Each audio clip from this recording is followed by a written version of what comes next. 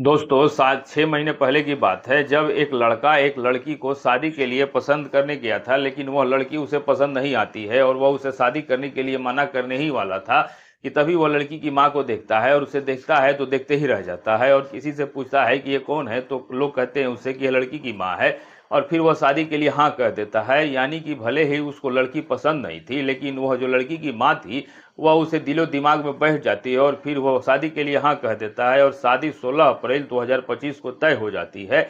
लेकिन उसके बाद वह एक मोबाइल खरीद कर वह अपने सास को गिफ्ट दे देता है और फिर वह उससे प्यार भरी बातें करने लगता है और उसकी होने वाली सास की उम्र मात्र 38 साल की थी, यानी कि अभी वह बहुत कुछ उसमें बाकी था। तो वह सास भी उससे प्यार भरी बातें करने लगती है और जब 3-4 महीने बीत जाते हैं तो फिर एक दिन वह कहती है कि इससे पहले कि मैं तुम्हें अपनी बेटी को तुम्हारे घर पे बेचूं, उससे पहले मैं तुमसे मिलना चाहती हूं, क्योंकि शादी होने के बाद हमारा रिश्ता बदल जाएगा और मैं तुम्हारी सास हो जाऊंगी, तो इसीलिए एक गर्लफ्रेंड की तरह मैं तुमसे मिलना चाहती हूँ। दामाद भी उसके लिए उतावला था और फिर वह उसका इंतजाम करता है और वह बीमारी का बहाना बनाता है और उसके बाद वह उसको देखने के लिए सास जाती है और उधर दामाद ने सारा इंतजाम कर रखा था।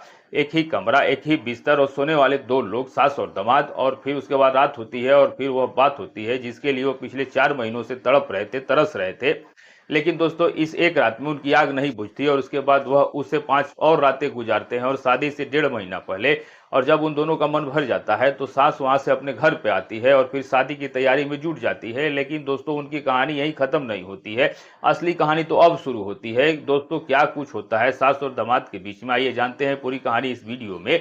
लेकिन वीडियो में आगे बढ़ने से पहले आप हमारी वीडियो को लाइक और चैनल को सब्सक्राइब जरूर कर दीजिएगा।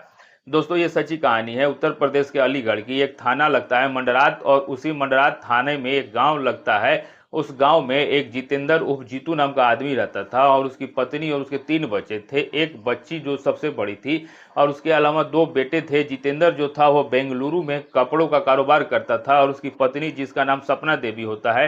जब उसकी पत्नी धीरे धीरे बड़ी हुई, 8वीं तक की पढ़ाई की और जब वो 18 साल की हुई तो माता पिता जो थे वो उसकी शादी के लिए एक लड़का ढूंढते हैं। और उसी गांव में एक लड़का होता है जिसका नाम राहुल होता है। उम्र उसकी 20 साल होती है और देखने में अच्छा खासा हैंडसम था वह लड़का। और शादी की जब बात होती है, दिखाई होती है, जैसा कि मैंने आपको पहले बताया कि वह लड़की उसे कुछ खास पसंद नहीं आती, लेकिन जैसे ही वह लड़की की माँ को देखता है यानी कि सपना देवी को देखता है, वैसे ही वो उसके दिलो दिमाग में बस जाती है और फिर दोस्तों वह शादी के लिए हाँ कह देता है। और इसके बाद 16 अप्रैल 2025 को शादी की बात तय हो जाती है। और फिर उसके बाद दामाद ने जो देखा था और जो कुछ उसके मन में चल रहा था, उसके लिए उसने एक दिन देखा कि सपना के पास कोई ढंग का मोबाइल नहीं था, तो एक छोटा सा मोबाइल था। तो उसने कहा कि मैं अपनी होने वाली पत्नी जिसका नाम शिवानी होता है, कहता है कि मैं उससे बात करना चाहता हूँ, इसीलिए एक 20,000 रुपये का मोबाइल खरीदता है और फिर उसके बाद वह अपने ससुराल पहुंचता है।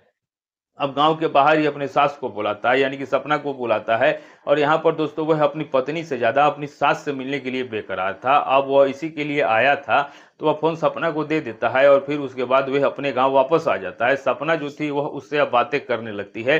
हालांकि दोस्तों जो उसकी होने वाली पत्नी थी वह उससे मात्र 5 या 10 मिनट ही बातें करता था और फिर उसके बाद कहता था कि फोन मम्मी को दो, मम्मी से कुछ पूछना है। और उसके बाद दोस्तों वह उस सपना से घंटों बातें किया करता था। 20 साल का राहुल, 38 साल की सपना। अगर आम जिंदगी में देखे तो प्यार किसी से भी हो सकता है, किसी भी उम्र में हो सकता है, लेकिन यहाँ रिश्ते की बात थी और एक होने वाली सास एक होने वाले दामाद से घंटों बातें करने लगती है।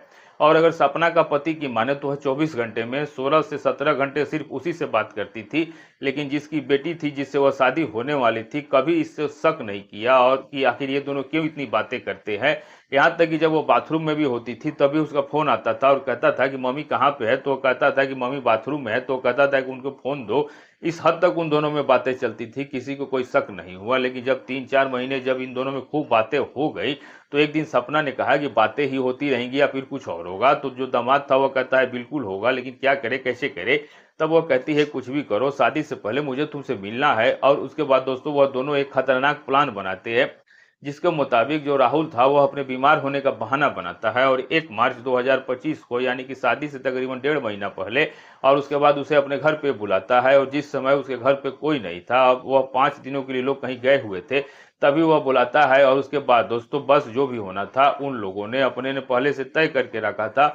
अब 1 मार्च से लेकर 5 मार्च तक वह सास यानी कि सपना वहीं पर अपने दामाद के साथ रहती है और फिर इन 5 दिनों में दोनों पति पत्नी की तरह रहते हैं और उन दोनों में खूब रिलेशन बनते हैं। और उसके बाद जब सपना का मन भर जाता है तो उसके बाद वो वापस आ जाती है अपने घर। लेकिन इस बीच जो है उसका पति जितेंद्र, उसको शक हो जाता है, क्योंकि वो जब भी फोन करता था तभी सपना का फोन बिजी आता था और वह पूछता था कि किससे इतनी बातें करती हो, तो वह कहती थी कि मैं दामाद जी से बातें कर रही हूँ। तो वह पूछ बोलता था कि इतनी वो ये थी, आखिर कौन सी बात है जो इतना बात करती हो, और जिसके घर बेटी को बेचना है तो उसके घर पूरे जांच परख कर ही तो बेचूंगी। जितेंद्र सोचता था कितना अच्छी माँ है, बेटी का इतना ख्याल रखती है, बेटी के बारे में इतना सोचती है। इसलिए वह बेफिक्र हो जाता है कि चलो पत्नी तो घर पर ही है, और घर पे पैसों की आवश्यकता थी, इसीलिए जितेंद्र बेंगलुरु में रहकर दिन रात काम किया करता था। अब शादी के डेट नजदीक आ गई और मात्र 15 दिन बचे थे, तो जितेंद्र जो था वो बेंगलुरु से घर आ जाता है। शादी के कार्ड छपते हैं, शॉपिंग होती है, और यहाँ तक कि जो भी पैसे कमा के लाया था कुछ उसने उधार भी लिए थे, और करीब तकरीबन 3.5-4 लाख रुपए अलमारी में रख दिया कि कहीं पर किसी चीज की कमी ना हो। अब इसके अलावा 5 लाख रुपए की जेवरात भी खरीद के रख लिए और सारी तैयारियां हो चुकी थी। और उसके बाद दोस्तों जो भी अंतिम रूप था शादी का वो दिया जा रहा था। तो अब शादी में सारे रिश्तेदारों को कार्ड बांटना था, न्योता देने की बारी थी। लेकिन जितेंद्र को तो अपनी पत्नी पर कुछ शक हो जाता है कि इसकी और जो होने वाला दामाद है उसके बीच में कुछ ठीक नहीं चल रहा है। लेकिन शादी नजदीक थी इसीलिए कुछ बोलता नहीं है कि अगर कुछ बोलेगा तो बवाल हो जाएगा, झगड़ा हो जाएगा, और बेटी सुनेगी तो उसे भी बहुत बुरा लगेगा कि मेरा होने वाला पति और मेरे माँ के साथ इस तरह पे पापा शक कर रहे हैं, इसीलिए वो कुछ भी नहीं बोलता है। लेकिन दोस्तों जब एक दिन शादी का कार्ड बांटने के लिए जो सपना थी वो अपने पति को कहती है कि जाओ मेरे बहन के यहाँ शादी का कार्ड दे आओ। अब जितेंद्र तैयार होता है और कार्ड लेकर के वह वहां पर पहुंच जाता है कि ऐसे सारे रिश्तेदारों को निपटाते हुए आऊंगा। सुबह का निकला और सबसे पहले वह पहुंचता है उसी के बहन के घर, कार्ड देता है, और उसके बाद जो है और रिश्तेदारों के यहाँ भी निकल जाता है। और यहाँ पर दोस्तों जो सपना थी वो अपनी बेटी से कहती है कि ऐसा है, कुछ शॉपिंग के सिलसिले में मुझे बाजार जाना है और हो सकता है कि मुझे आने में कुछ लेट हो जाए। तो बेटी कहती है कोई बात नहीं मम्मी, तुम जाओ घर पे, मैं हूँ। अब वो जाती है शॉपिंग करने के लिए, शाम हो गया वो आई नहीं। अब जितेंद्र जो था वो भी काट बांट के घर पे आ जाता है। वो अपनी बेटी से पूछता है कि तेरी माँ कहाँ गई, तो बोलती है बेटी की माँ तो शॉपिंग करने गई है। तो वह कहता है कि क्या शॉपिंग करने गई है, तो वह कहती है कि वह तो वही जाने, उन्होंने बताया नहीं कि क्या शॉपिंग करने गई है। अब फिलहाल वो बैठ के सपना का इंतजार करने लगता है। लेकिन रात को 9 बज गए, सपना नहीं आई, और जब ये लोग फोन करके उसे पता करने की कोशिश करते हैं तो सपना ने फोन नहीं उठाया। और जब सुबह हो गई सपना का पता नहीं चला, चारों तरफ शोर मच गया कि इनकी पत्नी गायब है।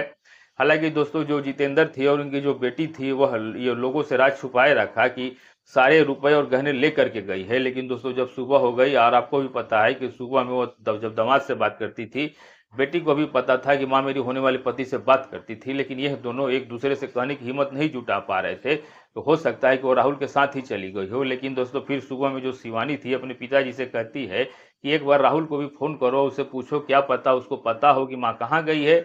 अब दोस्तों जब वह राहुल के पास फोन करता है तो राहुल पहले तो गोल गोल घुमाने लगता है। लेकिन जब कई बार फोन करता है और कड़ाई से पूछता है कि जो तुम्हारी सास है वो तुम्हारे ही साथ है, मेरी पत्नी तुम्हारे साथ है, कहाँ पर है और किस मकसद से गई है, यह तुम बता दो। तो राहुल कहता है कि अगर तुम ऐसा कह रहे हो तो मैं बता देता हूँ, ये बात सच है, अब तुम उसे भूल जाओ, हम दोनों एक जिस्म दो जान एक जिस्म हो चुके हैं और हम दोनों शादी करने वाले हैं। जैसे ही जितेंद्र सुनते हैं उनके पैरों तले से जमीन खिसक जाती है और कहते हैं क्या बात कर रहे हो, तुम्हारा दिमाग तो सही है।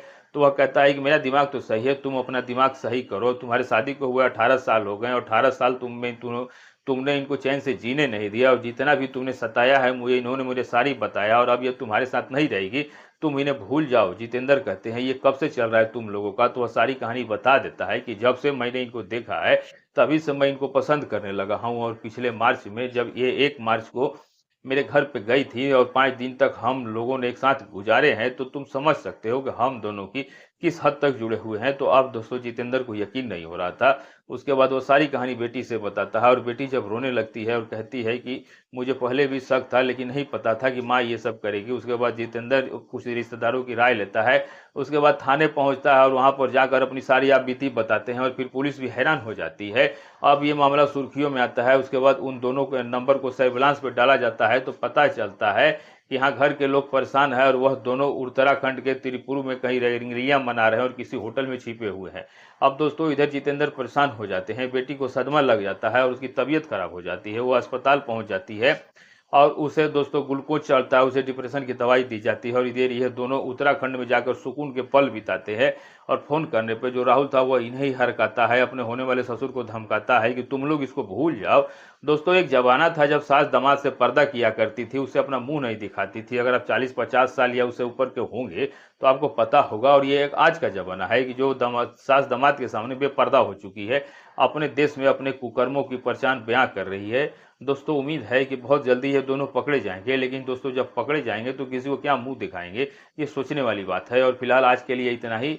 अगर वीडियो अच्छी लगी हो तो चैनल को सब्सक्राइब और कमेंट जरूर कीजिएगा। और आप ये वीडियो जहां से भी देख रहे हैं, अपना और अपने सिटी का नाम लिखना मत भूलिएगा। मिलेंगे सही अच्छे से अच्छे नए वीडियो में, तब तक के लिए दोस्तों नमस्कार।